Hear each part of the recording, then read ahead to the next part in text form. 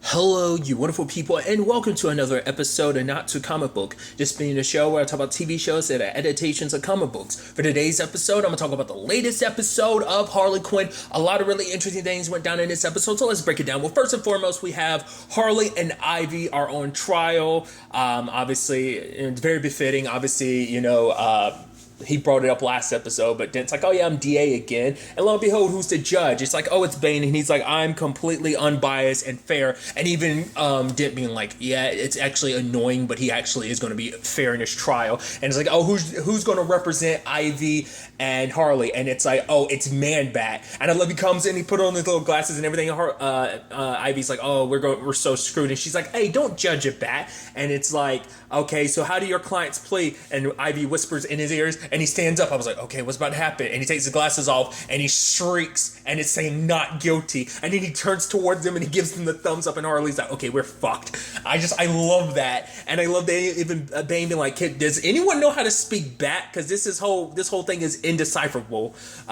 They're basically using everything like, oh, what's Harley accused of? Killing Penguin. And I actually halfway expected like the whole situation with Mr. Freeze and Nora to come back up. I thought like Nora would be like, it's because of them, my husband's dead. Like I thought that might be the direction that was going to go. Like literally, it would have been interesting because it's actually interesting because this kind of fits a little bit into like the Birds of Prey movie. Actually, interestingly enough, remember basically everyone went after her because of like everything that she's ever done. It's like a wink and a nod towards that, but that's what immediately made me think. And I just thought that was kind of neat. But only thing they really brought up was like, well, I guess it's because that's the main thing that happened. But it's like, because I'm about to say, like, are you going to break up all the bad stuff she's done? You mean the bad stuff? Because literally everyone in that courtroom is a villain themselves, except for the regular people, but they're all under, like, this is New Gotham, and Two-Face runs it, so it's kind of a thing of, like, oh, yeah, like, they kind of have to, they're citizens of New Gotham, and he's kind of running things, so it's kind of like, he put, like, obviously a corrupt system into place, so it's just kind of like,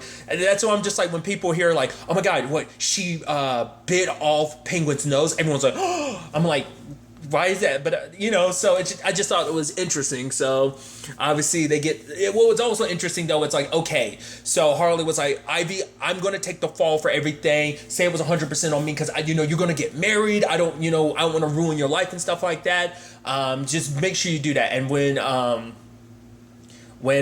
Two-Face brings it up and Ivy's like, hell yeah, we did that. Hell yeah, I went with her, and we kicked all kinds of ass, and basically was like, and when it's all said and done, we're gonna come and basically we're gonna finish this. Like basically they're gonna kill Two-Face later on, and because of this, Bane is going he sends them to jail. They're thinking like, oh, we're gonna go to Arkham, so we're gonna break out, which is like, once again, it's sad that that's such a damn joking Gotham about just like how easy it is to break out of Arkham, because literally everyone does it on a regular basis. But nevertheless, I thought it was really interesting though, the whole situation of Bane bringing them to the pit, because obviously I was born in the darkness, and it's like now he's like, he's putting a lot of people in the pit. I even love they're like, yeah, you're either gonna have to, we're not going down there, so you either let us go or kill us right now. And he pushes them in. He's like, oh, I just did it to scare them. There's actually like stuff down there to kind of soften their fall and stuff like that. And basically it's meant to be kind of what jail is meant to be, like kind of like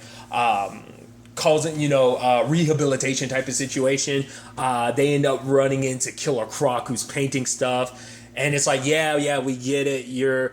That's a dude, and he's in the water, and he's like, I'm trying to work out my issues and stuff like that. So he's trying to find, bring them to the light. It's kind of how Bane puts it. The fact of the matter is, it's like, oh yeah, here's your rooms. You might be asking why there's no cell doors, because where would you go? There's no escaping the pit. It's like, well, you got out of the pit, didn't you? So I wonder, is that true to Bane in most iterations of his story? Because immediately it makes me think of like, obviously like The Dark Knight Rises, Tom Hardy's Bane, but then I was like, maybe that's true to every Bane character about being born in a pit, born into darkness. I think that's probably true to a certain extent. Whatever the case, I'm sure like the background differs depending on like what, whether it's like what stage in the DC Comics it is, and who's, writing the story and stuff like that. Regardless, now it's a situation of like, okay, there's going to be a talent show and everything they end up finding out about later on. I even love they're kind of having a little therapy place, and the fact of the matter is Zaz is there talking. He's like, oh, I used to watch the light drain out of their eyes, but he's like, oh, now, and it's just like because of therapy and everything, and it's just like Ivy's super not feeling this whole situation. So I thought it was interesting. I love that line where it's kind of like Ivy's like, she's never going to get out of here. Like, there's no plants to use whatsoever. She's like, oh my God, who's going to protect the rainforest? And Harley's like, Swamp Thing. Who's going to protect the Great Barrier Reef? Aquaman. And I'm like, I love that. It's so interesting because I never thought about it. It's like all the things that Ivy fights for, on an eco level. It's like, oh yeah, there are heroes that fight for that too. So it's just so interesting, and I just like that. Like I said, if Harley had never said that, I'm me being the idiot, especially considering Swamp Thing was on DC Universe. Like, it still would have never correlated in my head. Like, oh yeah, you kind of fight for the same thing. You just go about it. Obviously, like, I don't know if this is true to him in the comic books. Obviously, like, Swamp Thing straight up kills people in the TV show, but that's kind of a different circumstances. Regardless, going on a tangent and all that, but they're going to try and find a way out here because the talent show's coming up, and George Lopez is performing and stuff like that, and they're like, okay, what we're going to do, he's going to perform a set, like, basically we're going to use this as an opportunity. George is going to perform a set, yeah, it's going to be hilarious, and just like, him talking about the idiosyncrasies of the Latin home, and then like Harley's like, I'm going to get up there, tell some jokes, and start a... No, she's going to say, I'm going to get up there, do some stand-up, and start a riot. And then Ivy's like, well, how do you start it? She's like, tell some like offensive jokes or something like that to piss people off. And she's like, oh, that ultimately end up doing it. I even love her bit being, making fun of Killer Croc. It's like, oh yeah, the first time I met him, I didn't realize it. I thought I was seeing his asshole instead of his face, and it's like, oh, that's kind of low-hanging fruit. It's like, it doesn't matter. It's just meant to piss everybody off. But Harley gets taken away because she didn't make her bed, which is so crazy and weird that, like, Bane is so anal about that. But I guess for him, it's like, it's all about structure that gets brought to everything. So, it's kind of like... It's a part of the process of kind of like, once again, it's just so interesting with getting this episode about a prison and stuff like that, the pit, and like after we kind of got like a little bit of an origin story, origin story for Harley and Joker, but also more importantly Harley and Ivy, so it's just interesting, like kind of getting these episodes back to back like that. We also see Cheryl showing up. It's like, oh yeah, like literally just saw her last episode. Now, oh, here she is, obviously with Bane and everything, and blocking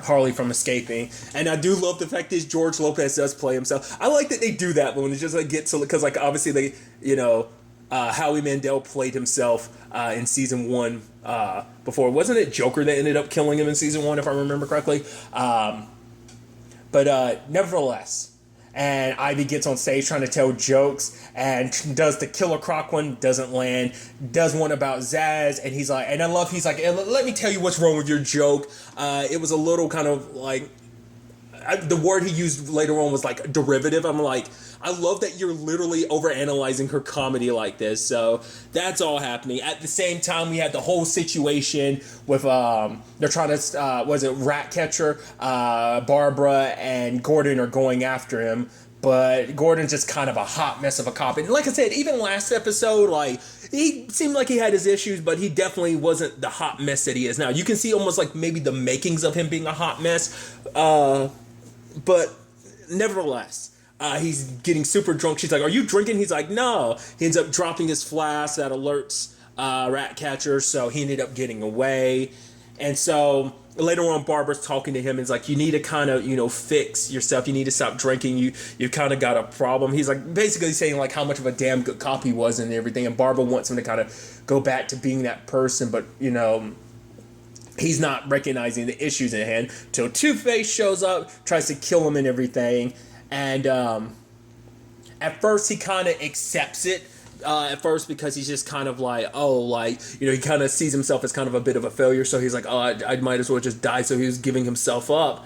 But Barbara shows up in time, and then, Gordon starts fighting back. But Two-Face's guys end up both dying. And I love that he's basically like, this wasn't supposed to be how it was supposed to go down. I only brought enough guys because this was supposed to be something simple. You haven't seen the last of me, and kind of runs away. I just love that he over-explained why he only had 2 goons, why he didn't bring more. But obviously, obviously, like, Gordon's just kind of like, I'm not worth it. Like, you're here, you can save the city. Like, even my daughter kind of doesn't, believe in me. It's like, no, like, and she's like, you inspired me. And he's like, yeah, looking at the Bat costume, I'm a big inspiration. She's like, yeah, Batman inspired the suit and everything, but you inspired me. And she takes it off, and he's like, holy shit. He's like, wait, Barbara, it was you? I was so curious to see how they were going to play his reaction. He was like, so you've been protecting the city this entire time? He's like, I'm so proud of you. I was like, oh, that's so dope. The fact of the matter is, that's pretty dope that, but I just thought it was interesting. I wasn't expecting her to kind of reveal her identity to her dad like that. I was like, oh, that's pretty dope. So, like, obviously going forward, he knows that. But because of this, I even love him making that joke of like, oh yeah, let's go into a fast montage where we cut past all the actual struggles of dealing with alcoholism, and we just kind of move past all that and I'll be cured. And they kind of do their little montage and everything, and he's suited up and ready to take back, because it's like, yeah, ready to take back the city, but he needs to take back, he's like, no, this isn't home, got to get my home back from Two-Face. And Barbara's like, all right, well, what we're gonna do is we're gonna go, and he's like, no, I got this. Goes in there, little John Wickish, like bam, bam, bam, bam. Obviously, I've seen fractions of the John Wick movies. I've never actually sat. I've seen like bits and pieces from commercial and stuff. Like, I've never seen a John Wick movie. Just moving on, which is interesting in comparison, because the John Wick movies are under Warner Brothers, aren't they?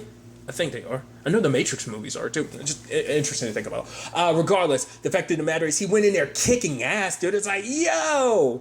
I was like, Gordon on a mission. There's also part of me that's like, well, you are a cop. Should you really be killing all these bad guys? But at the same time, it's like, well, it's kind of a ruthless town. There's kind of no law and order right now.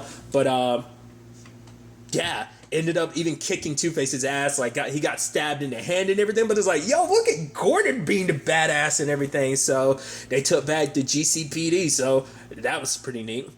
But then, like, cutting back to Ivy and everything. Despite, like, George had already left, so it's like the plan had fallen apart. But so what Ivy does is she kind of goes, she tells some jokes, but she kind of, speaks, very from the heart. And I thought it was really nice kind of getting that deep dive where she was basically like, she kind of, never really had any friends, and kind of kept herself blocked off from the world. But obviously all that changed. She's like, now, I've made friends, I'm engaged in everything, like, it's like her entire world. And it's like, she finally found a way out of the pit that she was in before, and now she's back in the pit again. And it's so interesting. You look out in the crowd, obviously, like I mentioned before, Killer Croc and Zaz. I'm pretty sure one of those is the pig. I thought that was interesting, because you see a dude with the pig mask. I don't know who the hell it is in the silver mask. I was thinking at first, I was like Jane Doe, but it looks like a dude, so I don't know. Like, I'm sure that if you're well versed, let me know in the comments down below who the silver mask dude was. I'll probably end up looking up myself, but I'm just curious, because I was like, I feel like I know who that is, but I'm most likely mistaken. But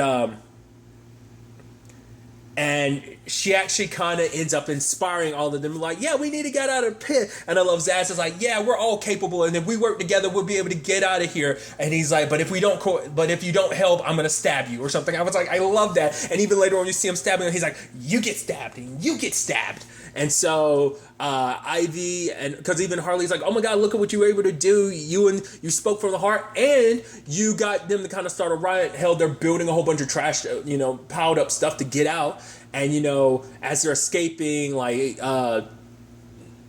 Bane is like, oh, come back, we can continue working on your progress. And Harley's like, don't take credit for the hard work she's going through. So they're trying to get out. Ivy's was able to, like, part of the wall cracked so a plant could get through, so they're escaping, but Bane's holding on and stuff like that. It's like, oh, like, and the whole thing about letting go of the person you love or something like that. And Harley's like, I gotta let go. And Ivy's like, no, you don't have to, Harley. She's like, I'm going to get married, be happy, have a whole bunch of kids, and name them Harley, like the boys and the girls. She's like, Harley. And she's like, see what I mean? And she lets go. I was like, oh, sacrificing herself like that. I was like, oh, that's super sweet. And but luckily you have Poison Ivy coming back in. It's like, I'm not gonna leave my bestie behind. It's like, yeah, they escaped and everything. It's like, yeah, that's dope. And then they kiss and it's like, oh. And now they're looking at each other like, wait, what the fuck? What? So I brought it up in previous review of, like, I'd seen some stuff. Like, that's why I wasn't so I was like, oh, I kind of felt weird about the whole, like, Kite Man and Ivy thing, because I was like, oh, that's not going to work out. Because, like, I'd seen glimpses of stuff because I had never seen a trailer, so I'm assuming it's stuff from the trailer. Maybe, I don't know, but I just seen like prior to the season starting, I saw some stuff kind of implicating like romance between Harley and Ivy, and I was like, that's interesting. And I kept thinking, oh, is that where it's going to go, or was it like I was like, maybe it was something that was misinterpreted, and it's like, no. So that was a whole complicated thing, because it's like, well, you're engaged to Kite Man, but you and Harley made out, so it's like, this is your best friend, but you know, obviously you love each other, but now it seems like it might not just be like best friends love. It might seem like a romantic love. What's that mean with you and a crew? Like, you know, we're gonna, you know, Clayface, Psycho, and King Shark. That's gonna be an interesting thing of them breaking down, like, yeah, this is potentially happening. Also having to break it to our fiance. I mean, she's probably gonna be like, oh, it was just kiss and meant nothing. Like, they're such good buddies, but this is probably gonna cause a bit of a rift, because it's like, it's very befitting too, considering like, obviously, like, we got their start, like how they actually kind of really officially met and how they actually kind of became friends where they ended up now. I guess because neither one of them, because I mean, we know they both come from effed up backgrounds, so like, obviously, like, Harley comes from a very abusive relationship that was the Joker, but she comes, and we learned last episode that, you know, Ivy comes from an abusive family, so in particular her dad. So it's like, them coming from the fucked up circumstances they came from, coming to becoming these somewhat fucked up people that they are. You know, it's almost that thing of like, oh, it's beautiful because you found each other in the end, you know, for friendship wise, but it also is a very interesting romantic tale. But I thought that was interesting, like, once again, it kind of reminds me of like Gotham, how Riddler and Penguin were a thing. If you've never seen Gotham, that was a thing for a little while. Penguin fell in love with Riddler. It wasn't necessarily reciprocative. Regardless, it just kind of reminds me of that. I would actually be interested to do some research to find out if they've ever, like, if Harley and Poison Ivy ever been a couple in the comics. I mean, the only person I've ever heard of Harley being with has been the Joker. So I don't know if this is the first thing that's ever depicted her having a relationship outside of the Joker. I don't know. I'd be interested to kind of do my own little research into that. But regardless, I'm very, very interested to see where this little wrinkle is going to take us. Also, with the whole new Gotham situation, well, Two-Face has been removed from the board. He's the last one in control, so reining back Gotham to maybe what it was before. Or are we going, oh, this is new Gotham? I'm curious to see how they handle that, because it's like, oh yeah, because Harley was trying to initially take control of the city and everything, and it's like the Injustice group is kind of kaputs now. So we'll kind of, like I said, we'll see where things kind of go. I mean, granted, Bane is still alive. I mean, from what we can tell, I mean, he fell. Also, Two-Face is alive, so they can always strike back. Right? Also, Riddler is too. He's just powering up their hideout. Like I said, we'll ultimately have to wait and see where all this ends up taking us going forward into the next episode. But really, that's all I want to talk about. Until the next time we meet, be happy, be safe, live life to the fullest, and enjoy it. Good day, and goodbye.